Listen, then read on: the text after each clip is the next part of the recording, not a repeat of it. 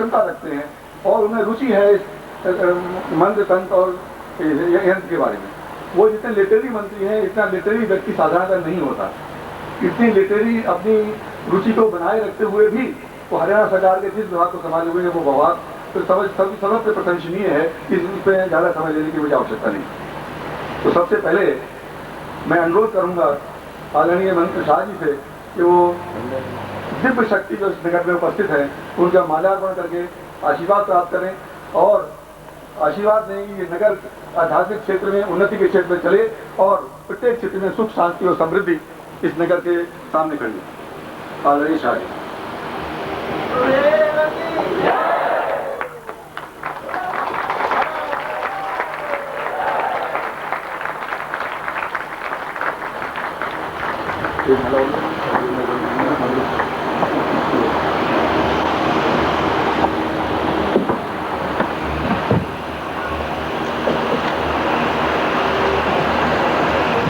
अब मैं ज्यादा समय न लेता हुआ मैं शाह जी से अनुरोध करूंगा कि वो इस अवसर पर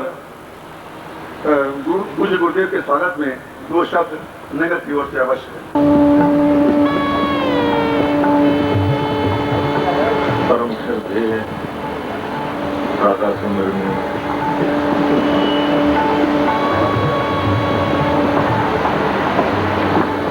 गुरुदेव जी महाराज,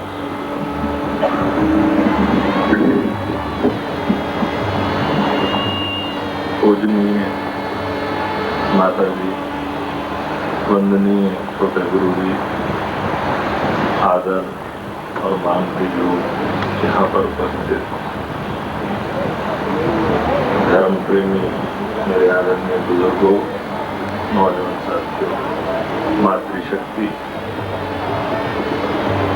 ये मेरा परम कर्तव्य हो जाता है कि जब भारत की एक महान विभूति जो ज्योतिष्य में, तांत्र में, मंत्र शास्त्र में, मैं तो ये कहूँगा कि भारत की अनुपम विभूति है वो, उनका संघर्ष तो बहुत पहले प्राप्त नहीं हुआ, लेकिन पुस्तकों के द्वारा उनके नाम को बहुत पहले से जाना जाता है। और सक्सेना जी का मैं धन्यवाद करता हूँ कि जिन्होंने पिछले साल भी मुझे सौभाग्य इस बात का प्राप्त हुआ कि मैं गुरु जी की सेवा में उपस्थित होकर उनकी चरण रज प्राप्त कर सकूं। इस बार भी सक्सेना जी ने ही प्रेरित किया, तो मैं समझता हूँ कि मुझे जहाँ गुरुदेव का आप सबका स्वागत करना है, वहाँ सक्सेना जी का आभार भी प्रकट करना है कि उन्होंने इस दिव्य विभूति के दर्शन कर। मैं उनका यहाँ पर हार्दिक अभिनंदन करता हूँ।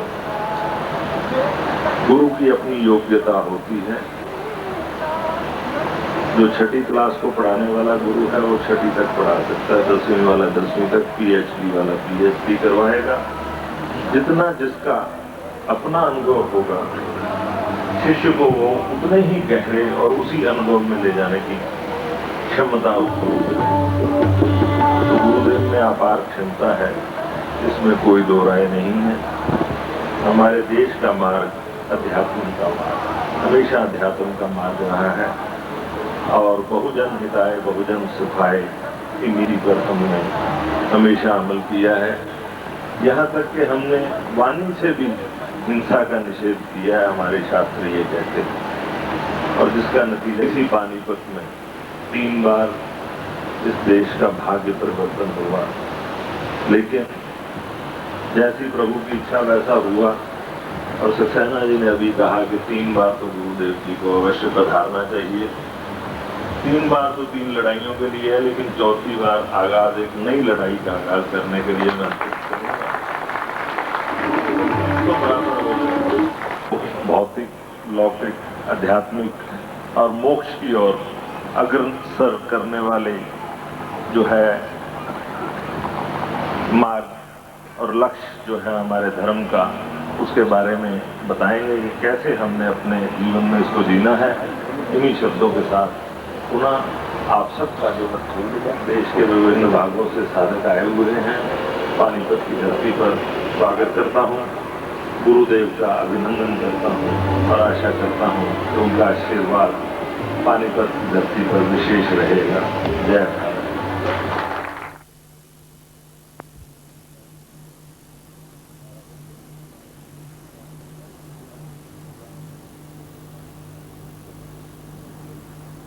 सभी राजनीतिक व्यक्ति थे और हमारा जो धर्म था वो एक किस्म का अंकुश था राजनीति, और राजनीति जो धर्म रहित हो जाती है और राजनीति में कूटनीति में परिवर्तित हो जाती है तो वहां पर अपने प्राय का अंतर समाप्त हो जाता है। वो भावना वेदों की समाप्त हो जाती है जिसमें हम कहते हैं कि वासुदेव को धर्मकम, फिर इंसान नहीं रहता। और उसके आचरण में जब फर्क आता है, उसकी सोच में जब फर्क आता है, तो कहा करते हैं यथा राजा तथा प्रजा, तो प्रजा की सोच भी बदल जाती है। आज का युग ऐसे ही द्वंद्व में से गुजर रहा है। तो मेरी तो गुरुदेव से एक प्रार्थना है कि इन दोनों पहियों को एक धुरी पर समान कर दीजिए, तो इस देश का रथ बहुत आगे दौड़ेगा और भारत जो हमेशा से जगत गुरु कहलाया है, जगत गुरु कहलाएगा, संपदा की वजह से नहीं। अगर हमारे पास संपत्ति बहुत हो तो हम जगत गुरु कहलाएंगे, ऐसी बात नहीं है। हमारे पास जो आध्यात्मिक संपदा है उसके आधार पर ही हम जगत गुरु कहलाए हैं, आगे भी कहलाएंगे, ऐसा मुझे पूर्ण विश्वास है। और पानीपत की धरती पर भी विश्वास है कि इसमें भी थोड़ा सा परिवर्तन सक्सेना साहब ने तो देखा है कि अपने हाथों से ही हो रहा है, होता रहेगा। तो जो भी बाहर से साथी आए हुए हैं, मैं उनका बहुत स्वागत करता हूँ और आशा करता हूँ कि नव वर्ष की वेला में गुरु पूर्णिमा पर जब वो दोबारा आएंगे, जैसा कि संकेत हुआ है और चौथी बार के लिए मैंने अनुरोध किया है, तो इस पानीपत में आप बहुत सा परिवर्तन पाएंगे। इस सबके के साथ गुरुदेव का इस पावन धरती पर पुनः आगमन पर उनका आभार प्रकट करता हूँ और आशा करता हूँ कि अपने आशीर्वचन से हम सबको भौतिक, लौकिक, आध्यात्मिक और मोक्ष की ओर अग्रसर करने वाले जो है मार्ग और लक्ष्य जो है हमारे धर्म का, उसके बारे में बताएंगे कि कैसे हमने अपने जीवन में इसको जीना है। इन्हीं शब्दों के साथ पुनः आप सबका जो देश के विभिन्न भागों से साधक आए हुए हैं, पानीपत की धरती पर स्वागत करता हूँ। गुरुदेव का अभिनंदन करता हूँ और आशा करता हूँ कि उनका आशीर्वाद पानीपत की धरती पर विशेष रहेगा। जय भारत।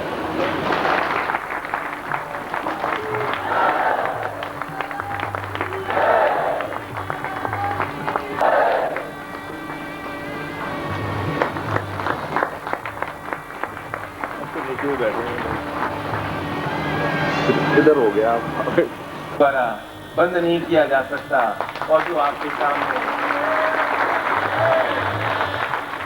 अपनी शक्ति किरणें प्रवाहित करने के लिए, आपको आशीर्वाद देने के लिए यहाँ पधारे हैं, ये हम सबका सौभाग्य है।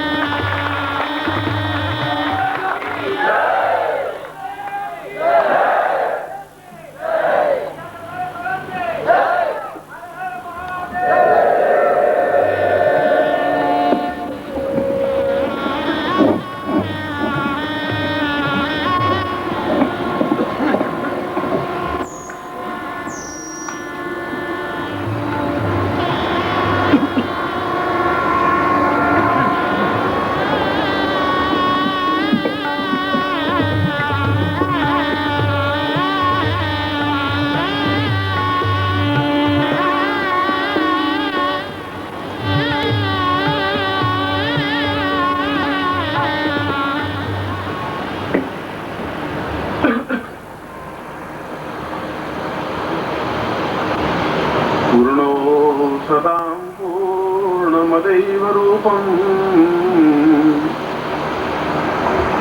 ज्ञानोत्सवां भवतमे भवदेव रूपम् आनन्दपूर्वमवितां भवदेव नित्यम् सिद्धार्थमोऽयं गुरुवं प्रणम्यम्। मैं इस गुरु पूर्णिमा के अवसर पर माननीय मंत्री महोदय, यहाँ के आयोजकर्ता सक्सेना जी और सिंगला साहब और उनके सभी सहयोगी, आप सभी उपस्थित शिष्य और साधक साधिकाएं, बहनें और भाई आगंतुक सभी को मैं हृदय से आशीर्वाद देता हूँ कि आपका जीवन सुखी, सफल, संपन्न और यशस्वी हो। ऐसा ही मैं प्रभु से प्रार्थना करता हूँ।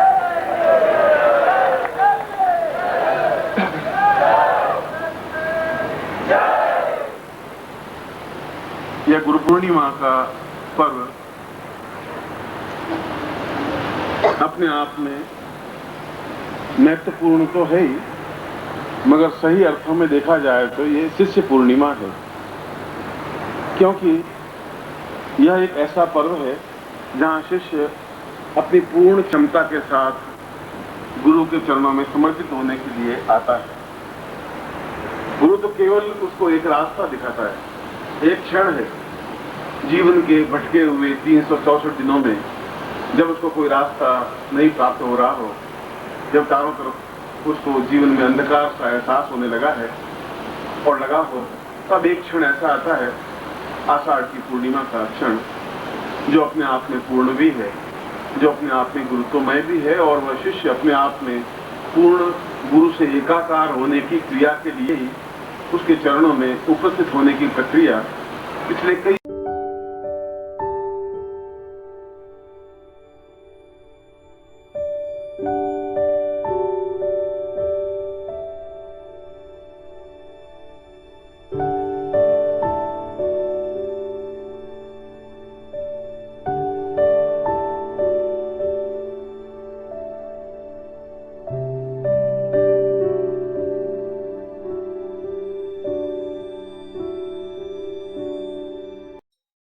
ओम परम तत्वाय नारायणाय गुरुभ्यो नमः।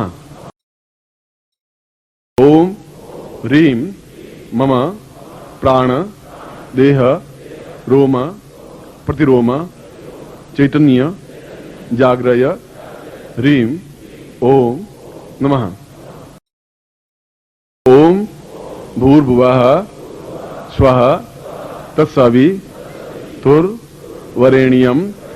भर्गो देवस्य धीमहि धियो यो नः प्रचोदयात्।